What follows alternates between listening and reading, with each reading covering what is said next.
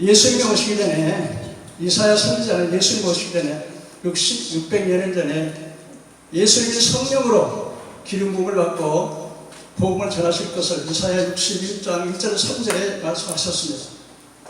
그런데 주님의 복음을 전하시면서 예수께서 자라나신 나사렛에서 습관을 따라서 안식일에 회당에 들어가서 하나님의 말씀을 펴는데, 바로 누가복음 4장 18절의 말씀, 주의 성령이 내게 임하셨으니 가난한 자에게 복음을 전하게 하시려고 그에게 기름을 부으시고 이를 보내사 포로된 자를 자유케 하시고 눈먼 자를 보게 하셨으며 눌린 자를 자유케 하고 은혜의 해를 전파케 하려 하시냐고 하신 말씀을 누가라고는 사도가 증언을 하셨습니다. 예수님께서는 삼위일체 하나님이십니다. 그럼에도 불구하고 삼위일체 하나님이신 분이 이 땅에 구속의 은혜를 하시기 위해서 내려오셨을 때는 완전한 하나님의 모든 영광을 다 내려놓고 오셨습니다. 그분은 육신을 입고 이 땅에 오셨을 때 하나님의 영광을 다 내려놓으시고 가장 낮은 자리, 가장 흠모할 것이 없는 그러한 자리로 오셨습니다. 그분은 완전히 성령님의 능력에 의지하셨습니다. 성령으로 잉태하시고 성령을 통해서 귀신을 쫓아냅니다. 성령을 통해서 사역을 하시고 성령을 힘입어서 복음을 전하시고 성령의 능력으로 부활하셨습니다. 누가는 예수님이 성령의 능력과 기름 부음을 받으셨다는 증언을 하셨습니다. 구약에는 기름 부으신 세 분이 있는데, 한 분은 선지자, 한 분은 제사장, 왕에게 이 세 직분에게 기름을 부었습니다. 그래서 제사장은 바로 사명이 뭡니까? 하나님과 사람 사이에 죄를 속하고 하나님과 화목하는 직분. 그 다음에 선지자는 하나님 말씀을 대변하는 자. 그리고 왕은 한 백성을, 하나님이 맡긴 백성을 잘 통치하는 그런 사명인데, 우리 예수님께서는 바로 이 삼직을 겸하셔서 그리스도로 오셨습니다. 그리스도라고 하는 말은 기름 부음을 받으셨다는 말인데, 바로 예수님께서 양과 염소의 피로 하지 않고 자기 피로서 영원한 속죄를 들으시고 제사장으로서 죄의 문제를 해결하시고 하나님과 인간 사이에 화목하는 일을 하시는 제사장으로, 또 하나님의 말씀을 대변하는 선지자로, 그리고 마귀의 권세를 깨뜨리는 왕권을 가지고서 삼직을 겸하신 분으로서 오셨습니다. 그런데 바로 이 기름 부으심 받은 그리스도라고 하는 기름 부으심을 받았다는 말은 마태복음 3장 16절에 예수께서 세례를 받으실 때, 요단강에서 세례를 받고 올라오실 때 비둘기 같은 성령이 그에게 임하셨습니다. 그리고 하늘에서 음성이 들리기를 이는 내 사랑하는 아들이여 기뻐하는 자니 저의 말을 들으라고 말씀하셨습니다. 이게 뭘 말씀합니까? 바로 기름 부으심을 받은 것은 성령의 능력이 임하셨다는 사실입니다. 그렇다면 예수님께서 이 땅에 오셔서 복음을 전하실 때 제일 먼저 성령의 능력을 받으시고 하신 일이 뭡니까? 첫째로 가난한 자에게 복음을 전하도록 하셨습니다. 여러분, 등따숩고 배부른 사람은 이 복음을 잘 받아들이지 않습니다. 가난한 사람, 예수님께서 가난한 사람들을 찾아서 복음을 전하셨습니다. 그러나 여러분, 육신적으로 가난한 것을 말씀하신 것이 아니고 마음의 가난, 심령의 가난한 것, 이 사람에게 복음을 전하는 것입니다. 마음이 가난하다는 게 뭐예요? 명예, 권세, 돈, 부유, 지위를 다 내려놓는, 그것이 바로 마음이 가난한 겁니다. 마음이 가난한 사람은 내 자신이 부족하다는 걸 알기 때문에 철두철미하게 하나님 앞에 의지하고 기도하는 사람인 것입니다. 이것이 바로 마음이 가난한 자에게 복음을 전하게 하십니다. 이 땅의 복음이 뭡니까? 바로 가장 기쁜 소식이 복음인데, 오늘날 여러분, 우리 대한민국에 사는 사람들은 진짜 복음의 홍수 속에 산다고 해도 과언이 아닐 것입니다. 그럼에도 불구하고 많은 사람이 복음을 듣지 못하고 믿지 못하고 복음을 따라서 살지 못하기 때문에 언제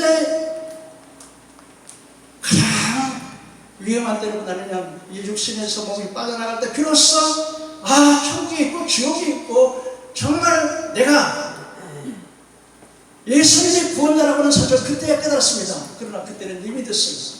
그렇기 때문에 우리 동역자나 사랑하는 성도 여러분들이 진짜 한 영혼 한 영혼을 위해서 정말 불타는 마음으로 복음을 전해야 된다고 하는 사실을 믿으시길 바랍니다. 둘째로 제 포로된 자를 자유케 하셨습니다. 에베소 2장 1절에 하물과제로 죽었던 너희를 살리지. 그때 우리가 일상 풍습을 쫓고 공중권세 잡은 자를 따랐으니 지금 불순종을 얻을 때 역사는 영이라. 지금 모든 세상의 불신자들은 다 사탄의 권세에 매어서 사탄의 노예로 포로되어 살아가고 있습니다. 죄의 포로요, 마귀의 포로입니다. 그런데 이 죄와 마귀의 포로에서 우리를 풀어줄 수 있는 유일한 분은 예수 그리스도입니다. 하나님의 아들이 나타나시면서 마귀를 멸하려 하시리라고 말씀하셨습니다. 여러분, 예수님의 복음을 통해서 마약 중독자, 도박 중독자, 악습, 적성, 죄성형 그 사람의 변화에서 자유를 얻을 수 있는 유일한 길은 복음의 길. 예수님만이 우리를 사탄의 권세에서 풀어주는 자요, 예수님만이 우리를 죄악에서 풀어줄 수 있는 유일한 분이라는 사실을 우리가 알아야 하는 것입니다. 셋째로, 눈먼 자를 보게 했습니다. 여러분, 예수님께서는 이 땅에 오셔서 많은 소경을 고쳤습니다.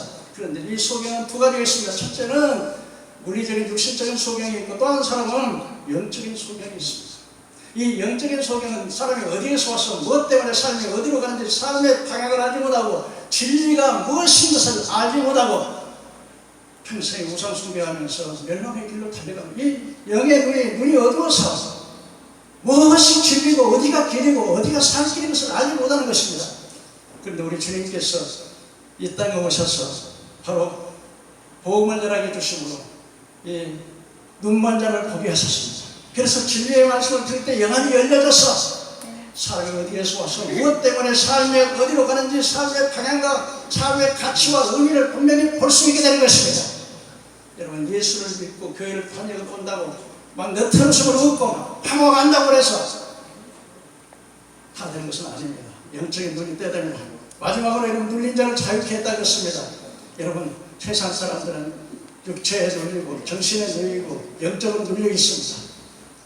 그러나 여러분, 사도행전 10장 38절에 보면 모든 사람의 병은 예수님께서 갔던 곳마다 눌린 자를 고치셨습니다.